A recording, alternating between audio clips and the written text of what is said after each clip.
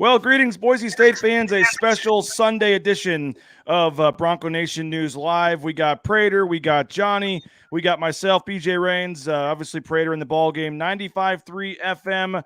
The Ticket, you can hear him weekdays 3 to 6. You can hear him on some of our channels as well. We're broadcasting live on the Bronco Nation News channels and also the KTIK channels as well. As guys, we break down the news. Boise State, a number 8 seed in the West Regional. They'll play on Thursday in Portland. The time will be out here in another hour or so, but they'll play the Memphis Tigers, number 8 seed. Prater, well, you're the elder statesman of the group. We'll let you go first. What are your thoughts on Boise State getting the 8 seed? Well, first of all, we all dreamed of this scenario of Boise State going to Portland to potentially play a Gonzaga. We didn't really talk about the specifics of the number, the 6, 7, the 8, whatever it was. Guys, we got our dream storyline. We're in the storytelling business. We're not necessarily fans. I understand some fan angst out there. I want to address that because I'm a little fired up right now. But I thought the storyline was fantastic. The fact that Boise State got an 8, we can sit and debate that. What were they? Are we going to debate a 7 or an 8? I don't think a 6 was never going to happen. So let's get into the meat of that. But the original storyline, I thought it was spectacular. You're going to be there. Johnny Ballgame and I are going to be there. A lot of fans are going to be there. I would much rather play Memphis and Portland with a chance to play Gonzaga and get shipped out to like Indianapolis to have to play a Michigan for it. And then who knows what happens after that with no fan involvement whatsoever. This matchup checks a lot of boxes, BJ. Johnny, what's your thoughts on that? Yeah, this was that dream storyline a month ago, right? And we saw it kind of taking shape. And then all of a sudden, at least I did, I thought Boise State had furthered itself from that conversation. Let's forget about the storyline. Maybe they can get on the 6 or 7 line and maybe make a run to the Sweet 16 or get a favorable matchup wherever that game would be played. I know there's fan angst, but I hope they're not buzz-killing this thing too much. This is a historic moment in this basketball program, and it's going to be Memphis, Memphis, Memphis. It has to. That's what Leon's going to say. I can't wait for Leon to speak in the media all week, not putting the Bronco before the horse there, or the cart before the Bronco on that, guys, because Leon is not going to want to talk him and Fewy and what that's going to mean and the emotions that are going to go through them. He's going to say, hey, Memphis, Memphis, Memphis, and hopefully Boise State can get past Memphis to set up Prater's dream scenario, and it's going to have this Fiesta Bowl type of feel to it. Boise versus Gonzaga on a Saturday night in Portland. Well, a lot of fans on the comments are unhappy, guys, with this. I agree with you in terms of hopefully it's not too much of a buzzkill, but you got folks talking about the Colorado State basically getting 2 seeds higher, and I guess that's where some of the angst is, Prater. Maybe not necessarily that Boise State's an 8, but it's that Colorado State got 2 spots higher. Now, they did beat them in both matchups. If Boise State wins the regular season title, the postseason title, and then, both your games against them, came down to the wire, and one of them, if one call is made, you win the game. So how do you look at the Boise State getting 2 seeds lower than Colorado State, Prater? I think we expected Colorado State to go somewhere like 6 or 7. I think we expected Boise State to be somewhere like 7 and 8. I'm not a smart college basketball guy, but that's what I was reading. In hindsight, it looks like to me, it makes a lot of sense. Colorado State should be a 6. They deserve it. It's based on more than just it's based on a lot of different metrics, as you know. And I have no problem with Colorado State being a 6. Boise State probably should have been a 7, and San Diego State probably should have been an 8. But guys, you know this as well as anybody. The NCAA for 20, 30, 40 years has been putting together storylines. They move a seed line up. They'll move a seed line down. They've been doing this for years to create storylines, interest, ticket sales, TV viewership numbers. This is not a different deal for them. So if they thought Boise State was a 7 and they moved them to an 8 for this storyline and gave them Portland and gave them the potential for a Fiesta Bowl moment in basketball, I think they did Boise State a favor. And if you look at the net rankings, Boise State came into today as a number 29 in the net. The NCAA overall seeded Boise State number 29. That's consistent. That matches. And if I do 7 times 4, that's 28. That means Boise State probably should have been on the 8 line based on, the net and everything else they do. We're supposed to pay attention to the net. And when the net comes out, we don't pay attention to it because we don't want one stinking line. All this angst over one stinking line. Are you kidding me? Well, Prater, you've been in this town for 30 years. I love it, man. You're fired up on Selection Sunday. I just put this tweet out there. Boise State, we all had, well, maybe not in the early days when you were here, BJ. There were so many Boise State football postseason lack of respect conversations for 2 or 3 or 4 years. Respect isn't earned in one regular season, guys. And I'm not trying to defend the NCAA. I think that they're a horrible organization and they get a lot of things wrong. I don't think that they got this one that wrong to be that upset over this glorious moment for Boise State basketball. Boise State basketball is not a national basketball power. They're not going to win one regular season and one postseason tournament and all of a sudden get this national respect. You're going to have to do this 2 or 3 years in a row to get that kind of respect. And if we're worried about respect over a 7 line versus an 8 line, come on, guys, be better fans than that. Well, I think just the intimidation factor of having to play a 1 seed in the second round, as opposed to if you're a 6, you get a 3 seed in the second round. If you're a 7, you get a 2 seed. So maybe just the thought of actually having a chance to win 2 games. I mean, some fans thought this team had a chance to get to the Sweet 16, so to speak. So I don't know. I think it's just that for me maybe is part of it. I think the other part of it, is just the fact that both those Colorado State games came down to the wire, and Boise State fans probably feel like they should have won at least one of those games. The comments are rolling in here, guys. Derek saying, thrilled about Portland, thrilled about the matchup. How cool to get a shot at revenge from the NIT. And then the number 1 Zags. Don't forget they did play in the NIT last year. Both teams are a little different. Dayton saying this team has been special all year. Why not shock the world in Portland?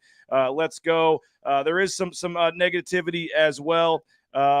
Coming towards Prater for whatever reason. Never heard that before. But Russ says he's heading to the airport to greet the team. Yeah, 6:30, the team will be in the airport. And here's a shot, guys, by the way, the Boise State team watching the selection show from the airport. They had a laptop propped up on a Krispy Kreme donut stand, and they stood there waiting to board their flight and watched themselves get picked as the number 8 seed. And we can maybe get into that in a little bit, Prater, and that whole debacle. But Johnny, what's your take on the CSU getting 2 seeds higher? And like you said, it is just a one spot, but I do think, Prater, that 7 versus 8 in terms of the respect level, to some people does make a difference.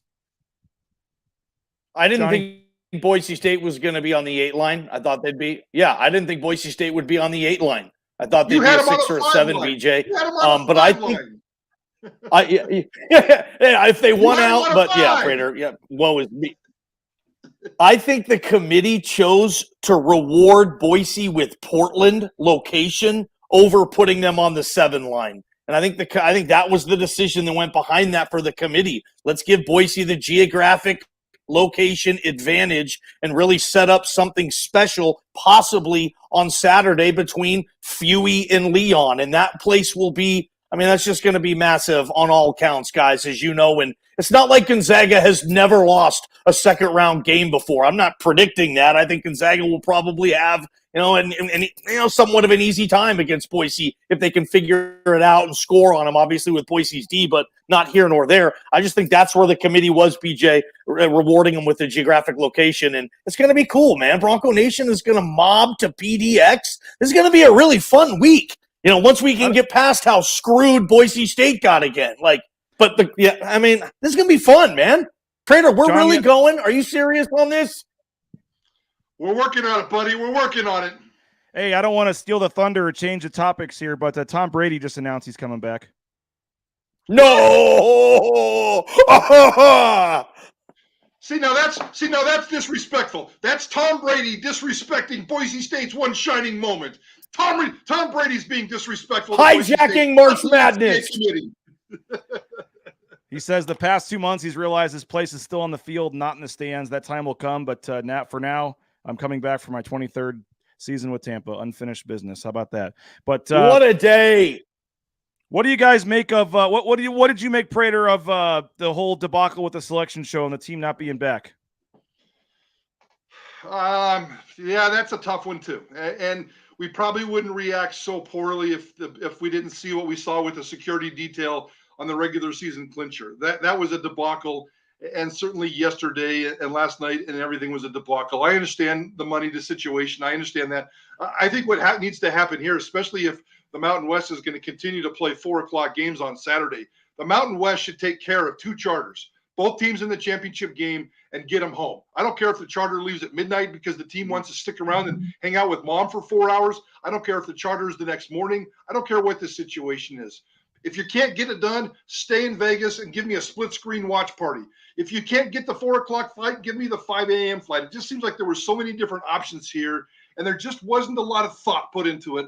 Maybe kind of like the Extra Mile Arena security detail. Not a lot of thought was put into the communication. So it's unfortunate. Again, it's a chip on the shoulder. It might help Boise State. I mean, 24 hours later, they're still at Krispy Kreme at the Vegas airport, for crying out loud. They played 24 hours ago, and they're still standing in line or boarding as we speak. So, Prater, as you know, there's worse places to be than a Krispy Kreme donut stand. Come on. Well, I like You're donuts. right. I like a good donut, but damn it, I'd rather be home and hanging out with my favorite fans and the band and the cheerleaders and Prater and Johnny and BJ. So there's an old saying in sports. Well, there's an old saying in life. Act like you've been there. Boise State right now is acting like it's never been there, and that's an unfortunate side story to what we've seen over the last 10 days. Brent says here, I've seen so many fan bases complain about seeding just to watch their team get hammered in the first game. Let's flip the script, get some positive energy, and bring the heat to Portland. Randy says Memphis is inconsistent. They play so well at times, but they've also played awful. Memphis is there's Johnny wearing the Rip City shirt. He's ready. But let's talk about Memphis for a second, guys. They're 12-2 in their last 14 games. Penny Hardaway, obviously, and again, they just played in the NIT last year. Memphis has potentially the number 1 pick in the draft. They've, Jalen Duren. They've got some high-level talent, as you'd expect Penny Hardaway to bring in. They've kind of underachieved some. What do you guys make of the matchup with Memphis, Johnny? Jalen Duren looks like Dwight Howard, and he's 19 years old. He's a true freshman. I know he went down with an injury yesterday, but I don't think it was anything significant. My gosh, guys, like you might face the number 1 and the number 2 picks in the NBA draft this year in Jalen Duren and Chet Holmgren if the Broncos are lucky enough to advance. Serious NBA talent, honestly, in Moda Center for Thursday, Friday, Saturday, Sunday. UCLA's there. You guys saw the list. It's a pretty star-studded group there, I think.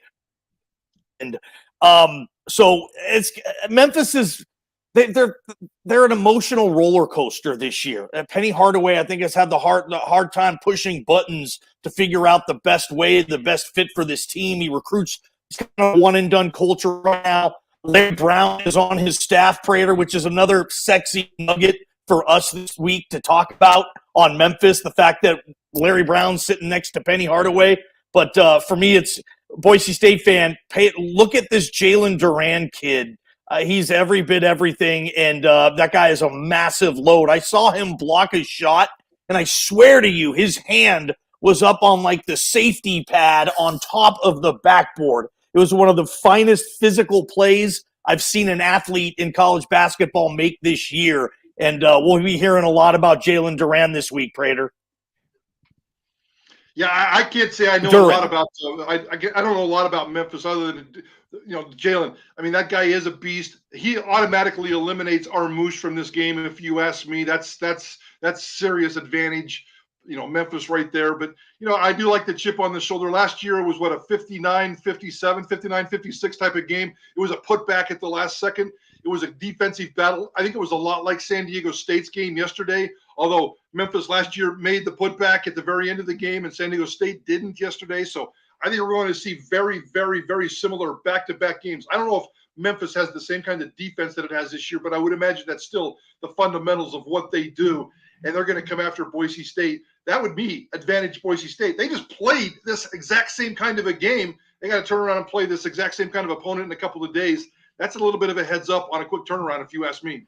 Yeah, Memphis is big. They're long. They're athletic. It's what you'd expect from a Penny Hardaway team that recruits, 5-star type players. And so the raw, pure talent level would probably lean to Memphis. But as you saw, they've beaten some good teams, but they've lost to some bad teams, guys. I mean, they've beaten Houston earlier this year, pretty handedly. I think it was by 10 points. They beat them twice, actually, in the regular season.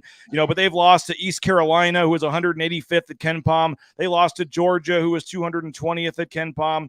But again, they beat Alabama, who's top 25, Virginia Tech's top 25. I mentioned beating Houston twice. So they've got some good wins, some bad losses.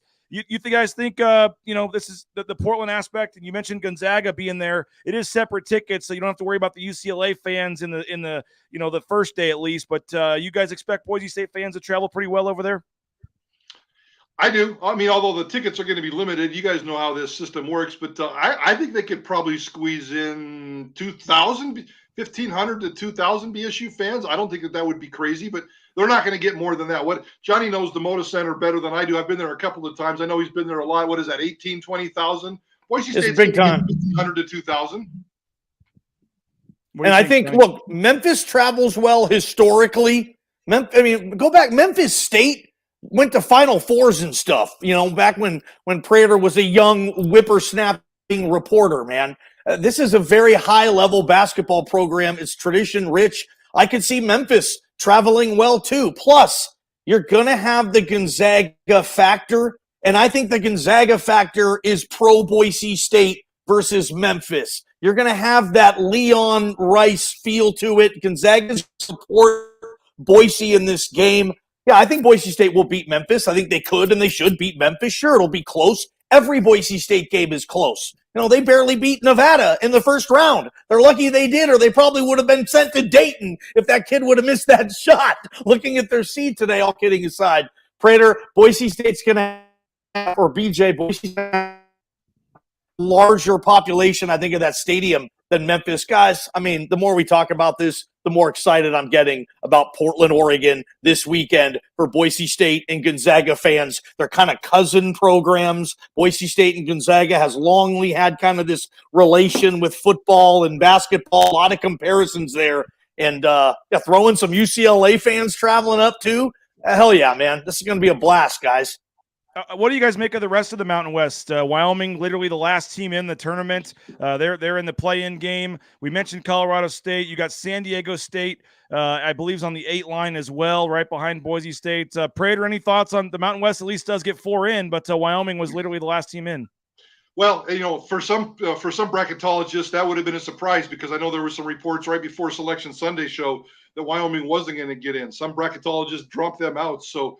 I think that's pretty darn good. If they seeded them if they were net 50 and the NCAA put them in the field with an overall seed of 43 and giving Mountain West the respect that they do, I'm okay with that. I think it's exactly the way it should have been.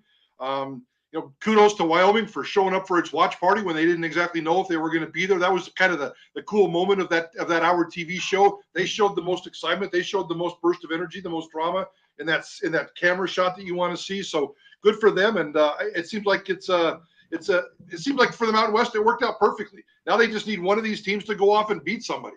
I'm not sure who that's going to be, but one of these guys has got to go off and beat a team. You can't go 0-4. Impossible. Can't go 0-4.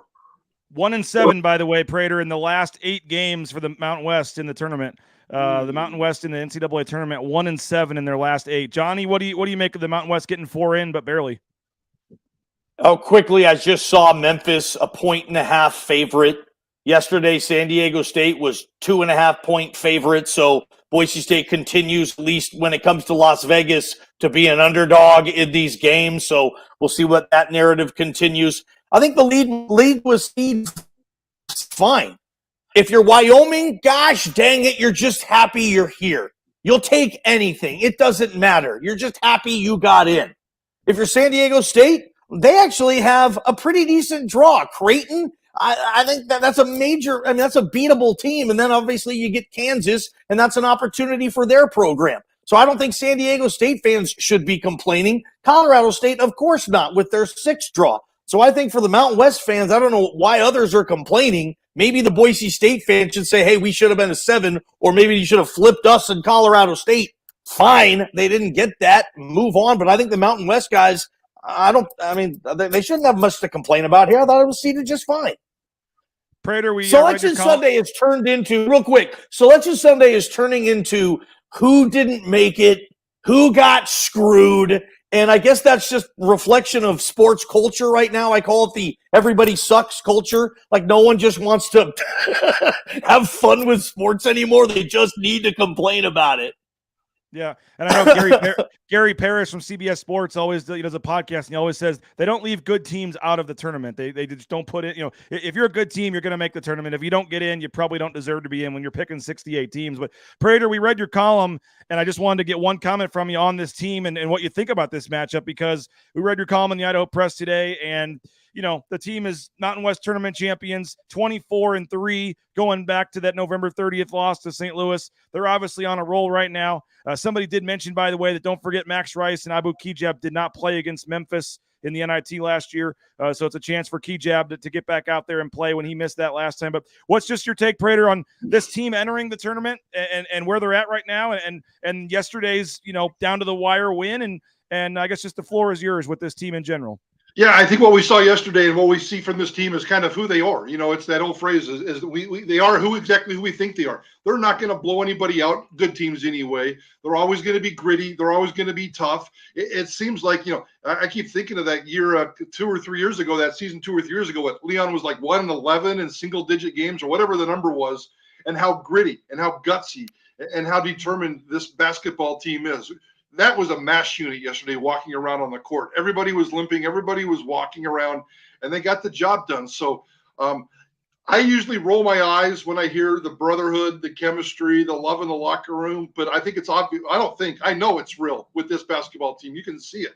There's proof of it. And the chemistry and the love that this team has for each other, I think it works. Every single night there's a different star, and they're getting this stuff done. So, Degenhart, he was almost worthless in that game. I know he's hurt, but he didn't show up and he wasn't productive. So you expect him to come back the next night. You got an ace in your hole in him coming back. So I think this team's good. It's fun to watch. It's entertaining to watch. It wins the games that it's supposed to watch. And I got no issues with this basketball team. I love the way they play defense. Sure, I'd love them to score 80 points a game, but that's not their style. I love the way that this basketball team plays for 40 minutes, and they just get after you. Kind of reminds me of the old Nolan Richardson, Arkansas, 40 minutes of hell defense. Yeah. I like their chances. I like their puncher's chance. I'm not going to sit here and whine and complain about a potential Gonzaga matchup, because that's very presumptuous to think that Boise State's going to go in and beat Memphis. But I think they got a hell of a chance.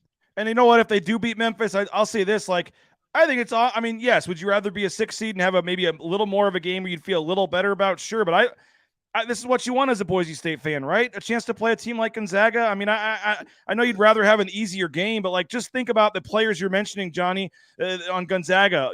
Chet Holmgren and some of these guys, and getting to see an Abu Kijab and an Emmanuel Akot, and getting a chance to see these guys play against a team like that, win or lose. I just think that'd be an amazing experience. And if you do get to play them, that means you won your first game in school history in the first round. And so, the season would undoubtedly be a success. So I have no huge issue with it. I think it's disappointing just for the respect factor that they didn't get a little higher seed, but it is what it is. I have no problem with it. I think the whole Rice feud thing would be awesome. As you said, Prater, we love the storylines. If it gets to that point, and you know what? Just think about it. What if Degenhart comes out and hits a couple threes and it's 12-4 and Mark Few has to call timeout early in the game? That place, it'd be awesome for Boise State fans. Oakland picks up 2 fouls early. Weird things are afoot in the NCAA tournament.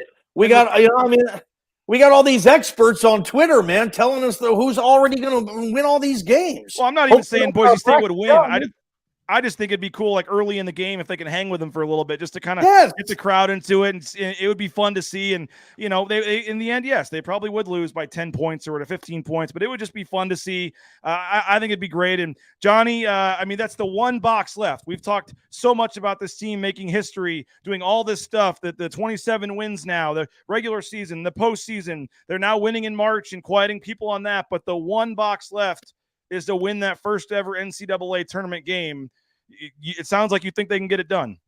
Yeah, and they're on borrowed time too. And if it's the scenario, if they get this done and then they get that opportunity against Gonzaga, that's money, Prater. And if they even just have a respectable showing, this team's on borrowed time. This team's playing with house money right now. Give them that opportunity on the biggest stage in basketball on that Saturday in the 1 versus 8 in Portland, Oregon. It'll be a late tip because it's West Coast time. It'll be prime time. It will be a fantastic opportunity for this basketball program. And if they do pull off the upset, it rivals only one other event in the history of this of any Boise State program, right?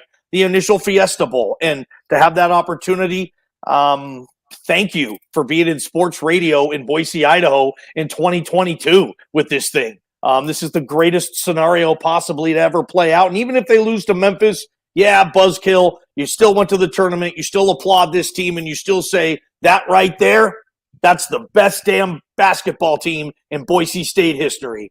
Do they need to win this game, Prater? Do they need to win this game, Prater? I mean, if they lose this game, does it change at all the feeling that they got all the way to the tournament and then lose in the first game?